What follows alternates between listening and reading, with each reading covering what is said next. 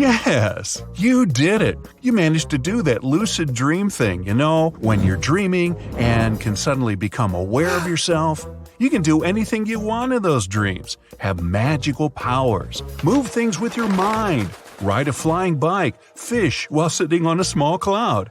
Awesome. But, yes, unfortunately, there's a but. No matter how epic the world of dreams may seem, there are a few things you might want to avoid. You're in a house, but you're not sure if you're dreaming or not. There's a road, a thick forest behind it, and this house. The house is old but very neat and clean. Now you're standing in a long hallway. To your left, there's a beautiful retro-looking living room. Why not check it out? The sunlight's gently seeping through the curtains. It looks magical. Red vintage sofas, a thick green rug, a coffee table, 2 big bookcases, an old piano in the corner, plants near the windows. Who wanders those if no one lives here? Never mind. Hey, check out this standing mirror right next to the piano. Slowly, step by step, you start walking toward it, wondering what you're going to see. And stop right there. The first rule of lucid dreaming is to try to avoid doing activities that make you feel too emotional. The mirror might reflect a different and pretty distorted version of yourself. You might not like what you see. What if it's someone else looking back at you? Or you realize your hands are unnaturally long, your face is unrecognizable, or there's someone standing behind you. A mirror in a dream is definitely the worst way to find that out, so try to resist this temptation. Once you're a lucid dream pro, you can give it a try. Now, you move on, checking out other things in the house. Suddenly, a thought pops into your mind. If this is a dream, where's your real body? No, don't go down that road. Try not to think about your body. If you do, you risk losing focus. The house will vanish and you'll wake up. Once you're in a lucid dream, you should try to pay attention to your surroundings.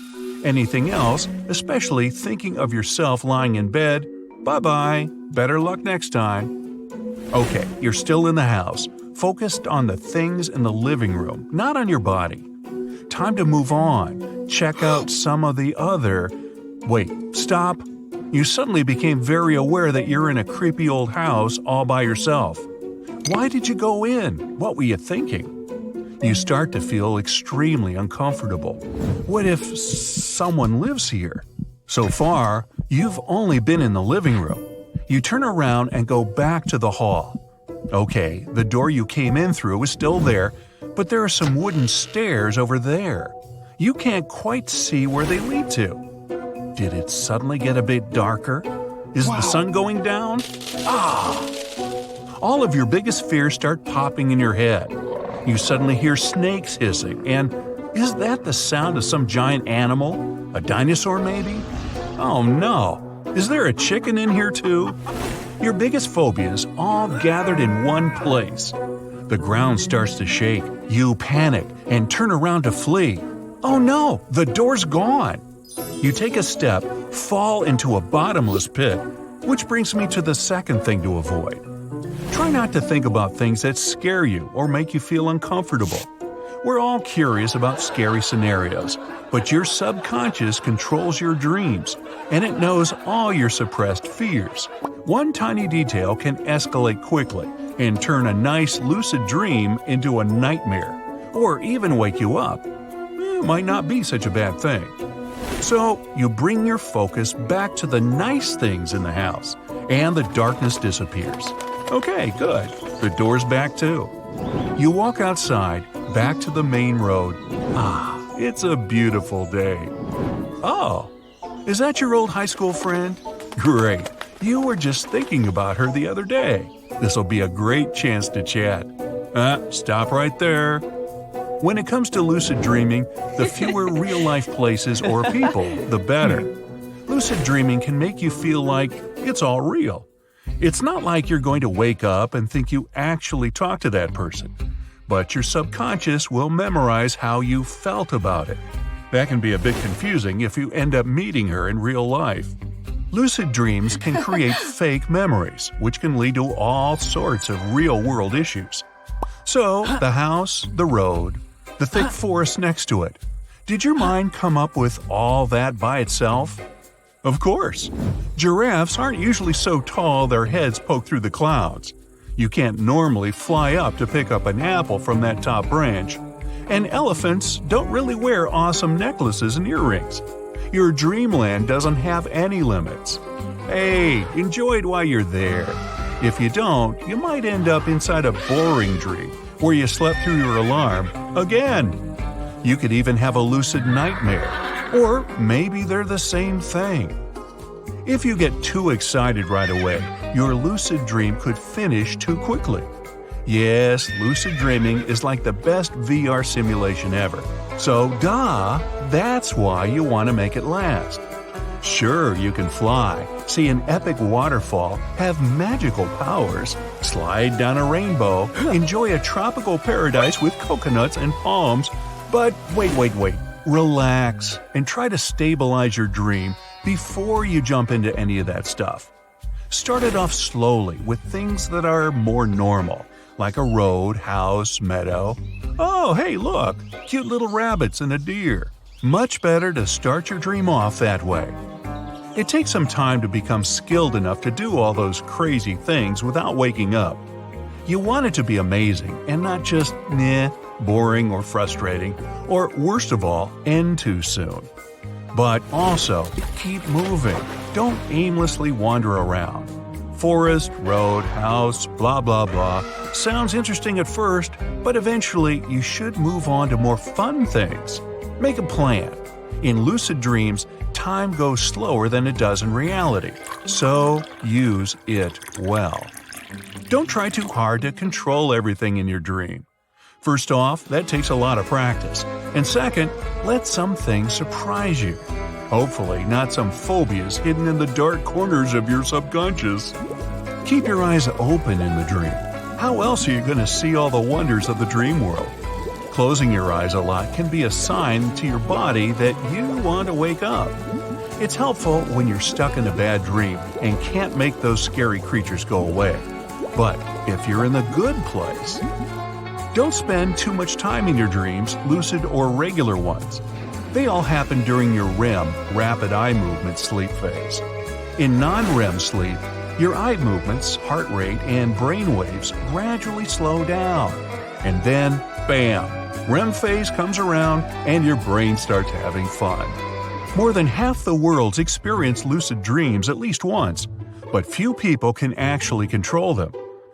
Maybe that's not a bad thing, because knowing there's a place where you can do literally anything you imagine, you might start to lose touch with reality. But when you're there, don't leave anything on your bucket list. How about flying? You're at the top of a high mountain, thick fluffy clouds are all around you. Where's the ground? You look down. Wahoo!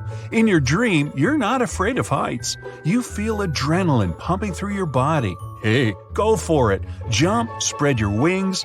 Oh, by the way, you now have wings. Or what if, like me, you want to swim deep down into the ocean? You're on a small boat. You take a few deep breaths, feel the crisp air penetrating your lungs. One final inhale, you crouch down and splash. The best part? When you're dreaming, the salt water doesn't sting your eyes. When you think of astronauts going to space, you probably imagine those cool things they can do up there. First of all, it's flying like a superhero all the time. Astronauts hold onto rails and use their arm strength to move among modules. It probably takes some time to get used to this way of moving around, but in a couple of months in space, they can become real acrobats. They also read books, watch movies, or take awesome pictures of Earth through the cupola windows, which is a special viewing area on the space station. They also invent new games, like the one where they try to hit a target, or where they race one another from one end of the station to the other as fast as they can. And zero-gravity sports must be so cool. Imagine playing soccer up there. It's the only way I'd ever be able to do a bicycle kick properly. It's cool how they eat or try to catch a bite from a floating spoon. But besides all these fun things, they need to sleep too. And that's not so easy in space.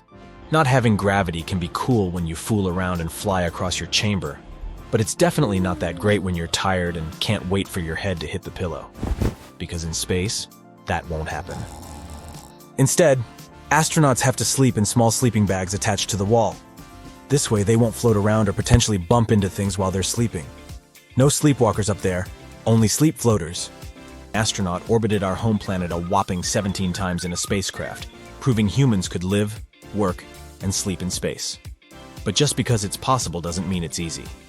Some astronauts described their space capsule as a small garbage can, and the cabin itself is about the size of the front seat of a Volkswagen Beetle. Sleeping in space is very different from sleeping on Earth, to say the least. There is no up or down in space, so astronauts can choose any position they find comfortable. On the International Space Station, sleeping quarters are about the size of a phone booth. It's a tight space, and it doesn't look as cool as the rest of the things up there, but they make it work. Astronauts have to sleep near an air vent to make sure they have good ventilation. Breathing is trickier in space because the carbon dioxide they breathe out can form a bubble around their heads, which can be problematic since they may not get enough oxygen. Astronauts cover up windows to block out sunlight and may wear sleep masks, just like some people on Earth do to block out light. The sun in space can be really bright even with window shades, because there's no atmosphere to filter sunlight. Oh, those things we take for granted down here.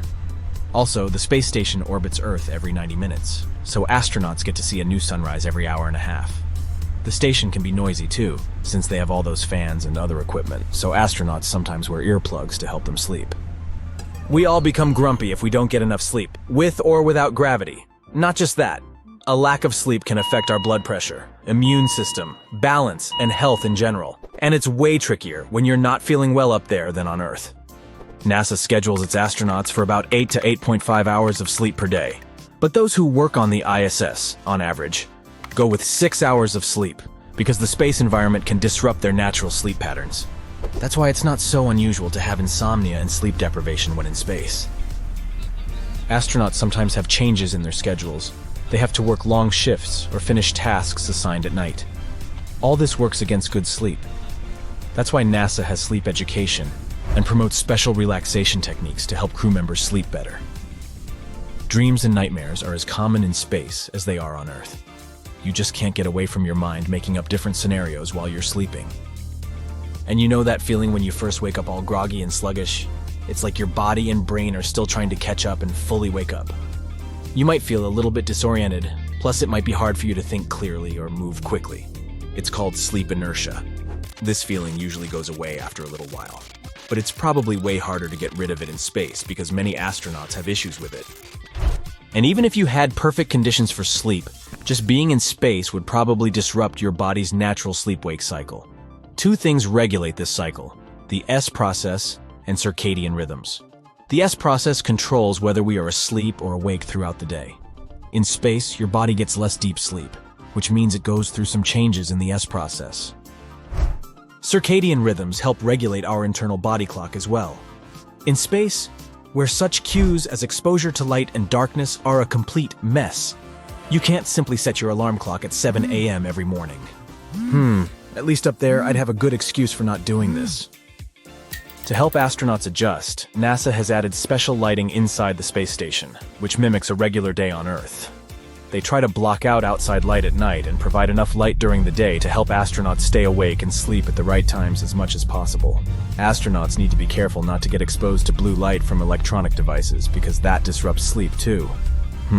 That tip sounds familiar. We need to figure out as many tricks as possible to get better sleep because we don't want to go on a mission to Mars and come to our potential new home all grumpy and moody. Plus, people who will go on these special space missions won't have as much space as astronauts on the ISS. Their quarters may not be like the comfortable bedrooms they have back on Earth, but they will still be dark, quiet, and best of all, private. At the same time, say goodbye to privacy on your way to the moon. On such missions, there will be less space for crew members to sleep. It will be like camping with your friends, but with not enough tents. And imagine jet lag in space. It usually hits astronauts even before they get to the space station. To help with this, they start adjusting their sleep schedules a few days before they launch into space. They change their sleeping and waking times to match the time of day and time zone of their launch location. Once they reach the space station where astronauts from different countries work together, they all switch to using a common time called Greenwich Mean Time, GMT. This helps everyone synchronize their schedules because it's a middle ground time that can be easily understood by people from different parts of the world. So to help crew members have better sleep, scientists have simulated space missions on Earth. They have a special habitat called Hera at Johnson Space Center, which is almost the same size as a lunar base or spacecraft. Crews live there for certain periods, and researchers study their sleep patterns and performance. NASA is planning a cool experiment called the Crew Health and Performance Exploration Analog, SHAPEA. The first mission is supposed to start soon with 4 crew members, a commander, a medical officer, a flight engineer, and a science officer, living in a habitat called Mars Dune Alpha at NASA's Johnson Space Center. They will live in the 3D printed habitat and exercise, cook, clean, do other things, and collect data just like they would on the Red Planet. I mean, we still have a decade or two till the first human missions on Mars, but we better hurry and prepare well. You're just about to fluff up your pillows and get dressed in your favorite pajamas. You then set your alarm for the next day. It's gonna ring in 8 hours. Yeah, that should do the trick. Isn't that what your doctor suggested? But as the alarm starts ringing the next morning, you wake up feeling more tired than you were when you got into bed. Are those 8 hours of recommended sleep just a myth? Sorry to break it to you, but as natural as sleep is for human beings, some of us can indeed be bad at snoozing. And it might have something to do with your circadian rhythm. Let me explain. The circadian rhythm is a natural internal process a lot of living organisms have. Think of it as the project manager of our bodies that's in charge of our schedules for falling asleep and waking up in the morning. It also helps to synchronize our bodies with the environment and the amount of light we're exposed to during the day. We're not the only creatures with a circadian rhythm. It's actually found in most living beings, including animals, plants, and even some bacteria. It plays a crucial role in regulating sleep, feeding needs, and even hormone production. During the day, the body produces hormones such as cortisol, which helps us stay alert and awake. At night, the body begins to produce melatonin, which makes us feel tired and promotes sleep. The circadian rhythm helps to let your body know when it's appropriate to generate these hormones, so it can function properly.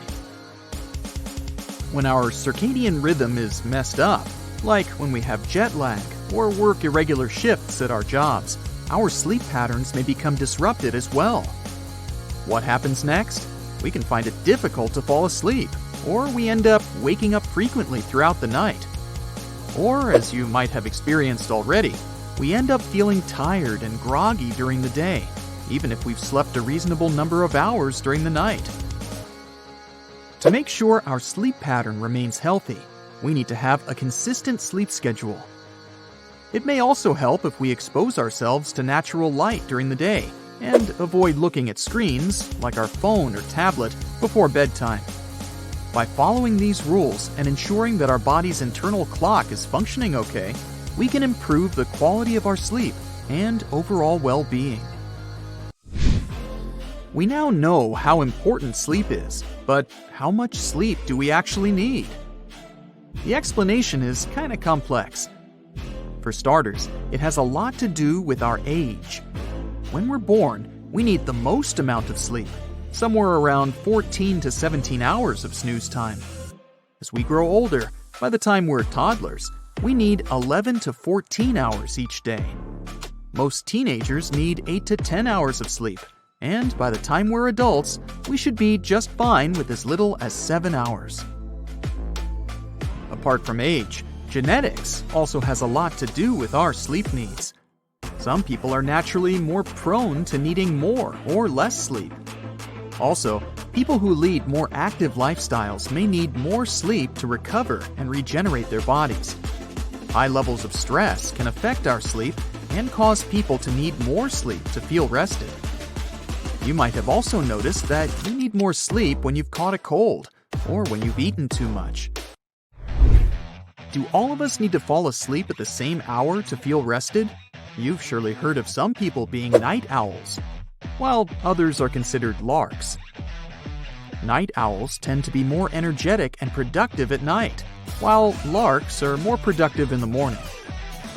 Both types of people have their own unique habits and preferences, and there's no right or wrong way to be a night owl or a lark. There are lots of questionnaires you can do online to see which category you fit in best, or you can test it for yourself at home. Try going to bed at different hours for a specific period of time, and see which option fits best for your energy levels throughout the day. How about our sleeping position? Can that also influence how well rested we feel when waking up? Absolutely! And the most effective way to figure out what works best for you is to note everything down in a sleep diary. You'll need to record your sleep habits for at least a week or two to have the best results. Just make sure to switch between falling asleep on your back, your side, or your stomach each night. You don't have to change your favorite sleeping position if you're not having any issues, as long as you wake up feeling well rested. If you do experience problems, here are a couple of things you can try. For example, if you have neck pain, you'll have better rest while sleeping on your back or your side. You can also try using a thicker pillow when sleeping on your side and a thinner one when resting on your back. If your sinuses are the ones keeping you up at night, you can try sleeping on your back with your head a bit more elevated. A thicker pillow should do the trick too. If you have hip or back pain, try sleeping on your back, but place a pillow or a rolled up towel underneath your knees. It should reduce the pressure on your spine and help relieve the pain. We can't finish our list of facts about sleep without talking about the greatest love story of all. The one we all have with the snooze button, am I right? Does hitting the snooze button really give us some extra time to rest? This might also be the biggest myth of all. Not only is this information untrue, but hitting the snooze button can make us feel groggier in the long run, even though technically we're sleeping more. Those 10-minute intervals of sleep we indulge in over and over again are not a good type of sleep. There simply isn't enough time for us to properly fall back into a deep sleep. Also, there is such a thing as actually sleeping too much, and oversleeping makes you even sleepier during the daytime and can affect your metabolism and your energy levels too. Not to mention, it can be a real nuisance for people sharing the same bed or room with you. Breaking up with the snooze button can be overwhelming, I know. But there are things you can do to soften the blow. For starters, set a realistic alarm. If you're more of a night owl, don't force yourself to wake up really early in the morning if you don't have to. Find a sleeping schedule that works for you, and, most importantly, stick to it. Follow up with getting out of bed as soon as you wake up. The change in posture will trigger the right chemicals in your body that remove your need to go back to sleep. If nothing seems to work, you can even move your alarm clock across the room. If you need to get out of bed to hit the snooze button, you'll be less likely to go back. Just because you don't have any of these problems doesn't mean your sleep patterns are doing great. Some people seem to think that just because they can fall asleep anywhere, they're good sleepers. But that can't be further away from the truth. On average, it should take us 5 to 15 minutes to fall asleep after we go to bed. If it takes longer for an extended amount of time, it may be a sign of insomnia. On the other hand, if falling asleep takes less than 5 minutes, you may be sleep deprived. And it can happen for a lot of different reasons, like stress or even diet changes. It can also mean the sleep you're getting, even if it's the recommended 7 to 9 hours a night, is fragmented or disturbed.